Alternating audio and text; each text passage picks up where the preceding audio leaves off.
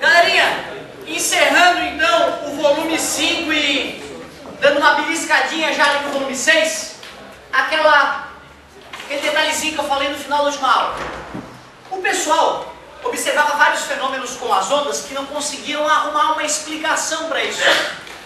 Um fenômeno clássico, por exemplo, é tu conversando com alguém através de um muro, né? O cara vai lá, grita contigo, mesmo que, óbvio, o muro possa vibrar minimamente e transmitir um pouco de som pelo muro, não se compara com a quantidade de vibração que contorna a parte superior do muro e chega no ouvinte do outro lado. Eu costumo, não vou atrapalhar o campo do camarão hoje, mas eu costumo às vezes sair da sala, falando alto com a galera, para a galera perceber que continua me escutando mesmo quando eu me coloco atrás da parede, para exemplificar o fenômeno da difração. Difração é isso, é a capacidade que as ondas têm de contornar obstáculos. Só que o pessoal não entendia por que isso acontecia.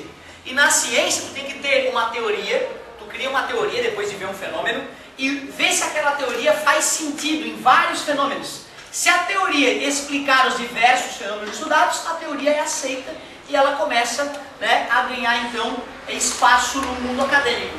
E o cara que explicou por que isso estava acontecendo foi Huygens, ou Huygens, dependendo do grau de intimidade. Cada frente de onda se comporta como uma fonte de novas ondas. O que o Huygens falou foi o seguinte, quando essa camadinha de ar está vibrando, cada pedacinho dessa camada vibrante faz ar vibrar em todas as direções. Então, como essa partezinha vai gerar ondas, essa também, essas ondas acabam se espalhando para todos os lados. E isso sempre vale. A todo momento, cada frente de onda saculejante gera mini ondas para todos os lados.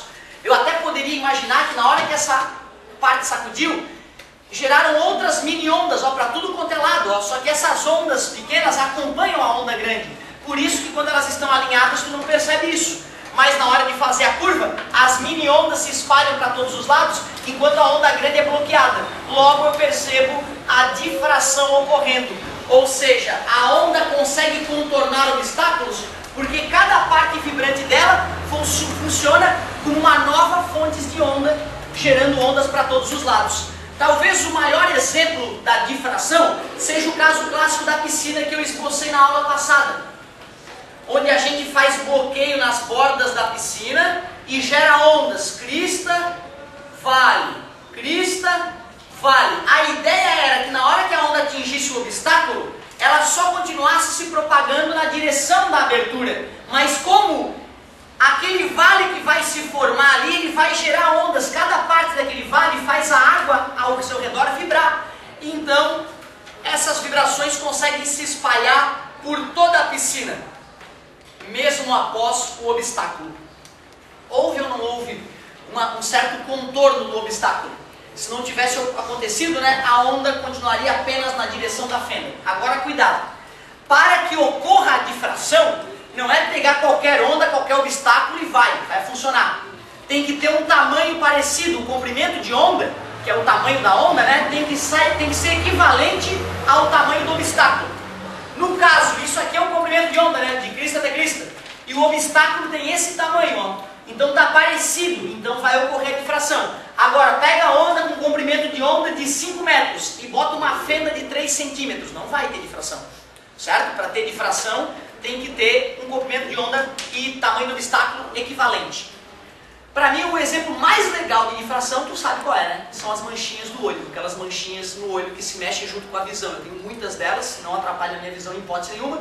Mas eu lembro de eu preocupado. Eu deitado no chão da quadra de futebol lá em casa, em Ituba, e eu olhava para o céu e via umas manchinhas. E aí quando eu tentava acompanhar a manchinha, ela ia se mexendo. Meu Deus, o que é isso? Aí eu passava as tardes, às vezes, que merda é essa no meu olho, cara? Eu não falei com meus pais, sei lá, achei que ia infartar, morrer. Aí, não vou ficar quieto, E aí eu me esquecia das manchinhas. Passava 1 mês, 2 meses, as manchinhas, aí eu ficava... Hoje eu sei o que é. O teu globo ocular, dentro dele tem um humor vítreo preenchendo ele, E na hora que essas células estão se formando, às vezes uma impurezazinha, acaba parando lá dentro do humor vítreo. Essa impurezazinha, ela é nanométrica. ela é da ordem de nanômetros, é microscópica. Só que o comprimento de onda da luz é microscópico, é nanométrico. Então quando a luz vai atravessar essas impurezas, né, no teu humor vítreo, gera essas manchinhas. Claro que pode ser uma toxoplasmose, tu pode estar com uma toxoplasmose e bactérias estão comendo o teu humor vítreo. Aí a mancha vai mudando, aumentando e pode gerar cegueira permanente. Então assim, se tu vê que uma mancha dessa cresceu, apareceu do dia para a noite, direto pro médico, na hora, certo? Que aí se tratar rápido, só vai ficar com aquela manchinha e vai bloquear o crescimento dessa doença. Eu tive um amigo meu, um ex-aluno meu, que perdeu um olho e parte da visão de outro em função de toxoplasmose, né? Vegetais mal lavados, certo? Pode dar esse tipo de problema. A solidologia pode entrar em mais detalhes, tá? Mas galerinha, essas então manchinhas clássicas que quase todo mundo tem no olho, é um ótimo exemplo de difração. A onda eletromagnética também difrata, ó, não é só a onda mecânica que difrata, a onda eletromagnética também difrata, certo? Show de bola! Beleza, galerinha, então ó, próxima aula eu já vou pro volume 6 e nós vamos ver o que é absorção, reflexão, revisar a refração, só que aí nós não vamos nos dedicar à refração da luz, vamos falar de outras refrações de qualquer onda. Desculpa a demora, me perdoa. Isso vai ser só no teórico, vai ter uma relação entre o tamanho da onda de antes, a velocidade, a questão de antes, qual a velocidade? Ótimo, ótimas perguntas. Então olha só, galerinha, alguém lembra qual é a carteira de identidade de uma onda? A frequência. Quando uma onda é gerada, as partículas vibrantes dela sacodem numa certa frequência. Então as partículas próximas vão ter que sacudir na mesma frequência, não pode ter atraso. E a próxima tem que sacudir na mesma frequência. Então a onda, ao difratar, ao refletir, ao ser absorvida, né, em todos os momentos a frequência continua sempre a mesma. Nunca vai mudar a frequência. Ah, mas tu falou que quando a frequência aumenta... Não. Estou comparando ondas eletromagnéticas. Aí eu falo ondas de rádio, blá blá blá blá. Micro-ondas, a frequência aumentou em relação às ondas de rádio. Não quer dizer que era uma onda de rádio que virou uma micro-onda. Concordas comigo? Se nasceu micro-ondas, morre micro-ondas. Se nasceu onda de rádio, continua a onda de rádio. E não é a frequência que determina quem é a onda?